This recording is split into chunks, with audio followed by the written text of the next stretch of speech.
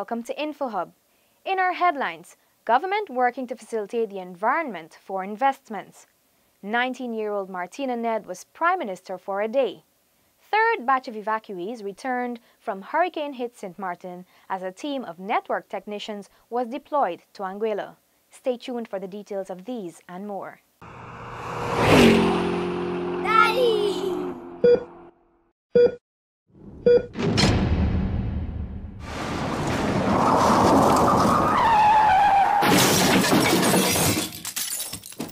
Now for the details. President Granger today encouraged the private sector to invest more. Paul McAdam has the details. Private sector investment is pivotal to economic development, President David Granger pointed out. The government, he assures, is working to facilitate the environment for investments. Your government over the past 29 months has been working to create a more enabling environment for business development by encouraging investment and by ensuring a stable macroeconomic environment. Government, while seeking to fix the economic problems which we inherited, has been actively courting investment and encouraging the diaspora to invest in Guyana. Whilst the government seeks to rebalance the economy and public administration, the President urged the private sector to be more innovative. Increased investments alone will not yield prosperity. Investment must be backed by innovation to create a more competitive economy. The Guyana Business Summit 2017 is hosted by the Private Sector Commission at the Marriott Hotel. It is aimed at facilitating a discussion on challenges and opportunities for business growth and expansion. Over the next 2 days, private sector government ministers and other stakeholders will examine 7 thematic areas. These are energy, economic development and capacity, markets, human capital development, taxation, sourcing capital, and governance. Paul McAdam for InfoHub. In observance of the United Nations International Day of the Girl Child, 19-year-old Martina Ned was Prime Minister for the day. More from Gabriela Patram. Ned's Day included courtesy call on the Speaker of the National Assembly, Dr. Barton Scotland, one from the Canadian High Commissioner, Sherry-Anna Balkaran, who also had the role for the day. Then it was off to Cabinet. In her address, Prime Minister Ned described her experience as an opportunity of a lifetime. By recognizing our girls today, we'll bring awareness to the people of Guyana that girls are not only considered as housewives or baby mothers, they are also considered as decision makers, mothers, persons of high quality and dignity. Our girls are important and respect should be given to them at all times. President David Granger commended Prime Minister Ned for handling the responsibilities entrusted to her for the day. We're all very happy to have you here, and I say without fear of contradiction that we endorse everything that you've said. Our respect for girl children, our respect for each other, our respect for diversity in our community, and we hold gender rights as being one of the key elements in our practice of social cohesion. Prime Minister Moses Nagamutu encouraged Ned to use the opportunity as a stepping stone for a possible career in the political field. We are in Guyana at a position where we can respect and appreciate and exist with the fact that girls and women do have an important role. And that is why in Guyana, I think we are leading a very good example. Ned's Day wrapped up with a tea party hosted by the Canadian High Commissioner at her official residence. This year's International Day of the Girl on October 11 marks the beginning of a year-long effort to spur global attention and action to the challenges and opportunities girls face before, during and after crises. It is being observed under the theme Empower Girls before, during and after conflict. Gabriela Patram for InfoHub. InfoHub's Ronetta LaFleur tells us GPL is doing its part to assist some of our Caribbean brothers and sisters affected by Hurricane Irma. The power company is sending 4 network technicians to Anguilla to assist in restoring the island's electricity. GPL's Public Relations Officer, Chevron Sears, explains. The Guyana Power and Light Incorporated, in collaboration with CARILEC, is deploying a team of network technicians to Anguilla to assist with the rehabilitation of the electricity network that was devastated by the Hurricane Irma. Category 5 storm Hurricane Irma left police stations, hospitals, school facilities, 4 emergency shelters, a home for the intern and the aged, as well as Anguilla's fire station badly damaged. Team leader Senior Network Technician Errol Pitts said they will be reconstructing transmission and distribution lines. We are selected to go to Anguilla to do a network rebuilding exercise. This exercise is a joint effort by most of the Caribbean countries. We all will be collaborating to get our mandated work completed. The other technicians shared their excitement at being able to represent Guyana for a worthy cause. I'm happy because I know with God's help I will do my best in rebuilding the electrical network in Anguilla. Happy to go on behalf of my company and the country as a whole to show the world that we can help in times of help and need. I feel proud that I have been selected as one of the persons to represent GPL and Guyana.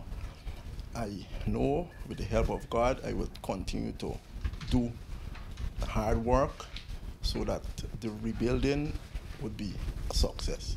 Team leaves on October 11th and returns on November 22nd. Renetta LaFleur for InfoHub. Relief was palpable when the first batch of evacuees from Sint Maarten returned last night. Crystal Stahl has that story. 16 more nationals on Tuesday evening returned to Guyana from storm-ravaged Sint Maarten via Trans-Guyana Airways to the Eugene F. Correa International Airport. Minister of State Joseph Harmon explained the joint effort between the government, private sectors, and Civil Defense Commission aims to assist Guyanese in need. We believe that anywhere Guyanese are, any time anything befalls them, once it is in the power of the state to do something for them, that we will extend that welcoming arm. Several other flights will be dispatched to assist Guyanese who have indicated their need to return. Yesterday, we were working with, I believe, 43, and then that number rose to 106. I don't know, by tomorrow they might be even larger than that. Several of the evacuees expressed joy in returning to their homeland. The reason I'm so glad wanted to come home because we can't get nothing done because I don't have any water. I don't have no electricity at the moment, you know. And then the schools, all the schools are mashed up. It's very bad at the moment, and my daughter needs her to get in school. I must say I'm glad to be back home alive. You know, there's many Guyanese in Sint Maarten who are suffering tremendously. Also, Sint Maarteners, but I'm happy that the government showed a helping hand. Another flight is expected from Tortola this evening. Crystal Stahl for InfoHub. Linden has seen massive development in the last 2 years compared to the previous ones, so says Mayor Carwin Holland. Renetta LaFleur was in the mining town and filed this report. Mayor Holland explained that some of the long-awaited rehabilitative works on the Mackenzie Market were completed. We've done some work on the Mackenzie Market. If you take a walk there, you'll see that we would have rehabilitated the Mackenzie Market, the toilet area, and the walkway heading to the toilet, making it more safer, comfortable, and covered. And additional work will be done by next month end at the Mackenzie Market. The mayor further explained that efforts are being made to erect streetlights around the town, especially in those communities in dire need. We would have purchased recently 80 street lamps, and we're looking to distribute for the start 10 in each constituency, 80 street lamps, and we're going to be giving 10 each. However, we are awaiting several street lamps from the Japanese grant coming under the Ministry of Communities. We did some inquiry recently, and it's not available as yet. But soon, once those lamps are available, we're looking to have those placed within the municipality. For many years, there have been calls for lights on the Linden-Soosdijk Highway. The mayor explained that this will soon become a reality. Government is looking at a $40 million budget. I just have to double check the numbers with the Minister of Infrastructure which and next year, 2018, we're hoping to see some upgrade of the Linden Suicide Highway, and we're looking forward to lighting of the highway. Other developments include cleaning and drainage works, among others. Renata LaFleur reporting for InfoHub. Broadcasters encouraged to be responsible during UG's panel discussion on careers in broadcasting. Gabriella joins us once again. You have such a huge responsibility, and it really is not about you. When you get in front of that microphone, you must realize that you could be speaking to someone who is about to commit suicide. You could be speaking to someone who doesn't have the joy of vision, who's blind. You could be speaking to so many different people, and therefore there's a responsibility that must come with every single word you say. Minister of Public Telecommunications Catherine Hughes at the University of Guyana's Center of Communication Studies panel discussion on careers in broadcasting last evening. Minister Hughes pointed out that there is work to be done in the broadcasting industry, which is advancing technologically rapidly. One of the advantages that you have today that I didn't have is that you have technology that makes it so easy for you to research things. In attendance were a number of veteran broadcasters who shared their experiences and responded to questions from the audience.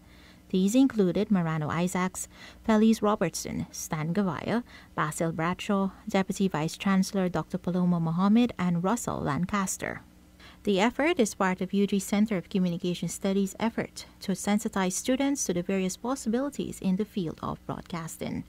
Gabriella Patram for InfoHub. Guyana Police forced to focus efforts on recapturing 2 remaining escapees after apprehending Royden Williams, also known as Smalley. Details from Paul McAdam. Acting Police Commissioner David Ramnarine said it was a matter of personal pride and dignity that Williams was recaptured within the borders of Guyana. Now that this has been accomplished, the force will focus on the 2 remaining escapees. Paul Goraya and Stevens are still out there, Kobina Stevens, and we've done work before on them, we've had information, we responded, didn't come up useful, and we are going to what you call intensify our efforts now, because largely, and to a very large extent, we had focused on getting the main fugitive, who we now have in custody. The acting top cop added that the joint forces will continue to be diligent in efforts to bring closure to this chapter of the recent jailbreak saga. Long nights, hard days, in keeping that commitment that we gave to this country as law enforcement officials, Army and police, that we will be relentless and we will be unrelenting in pursuit of the recapture. As you would know, 19 have been dealt with. Unfortunately, 2 chose along a certain path, and they were, in my language, ably assisted. Royden Williams, called Smalley, was sentenced to death for his involvement in the Bartica and Lusignan massacres. He was declared the country's most wanted following a daring escape with several others on the afternoon of July 9 from the Camp Street prisons. Paul McAdam for InfoHub. Thanks for watching. Connect with us 24/7 on our website and social media. Goodbye.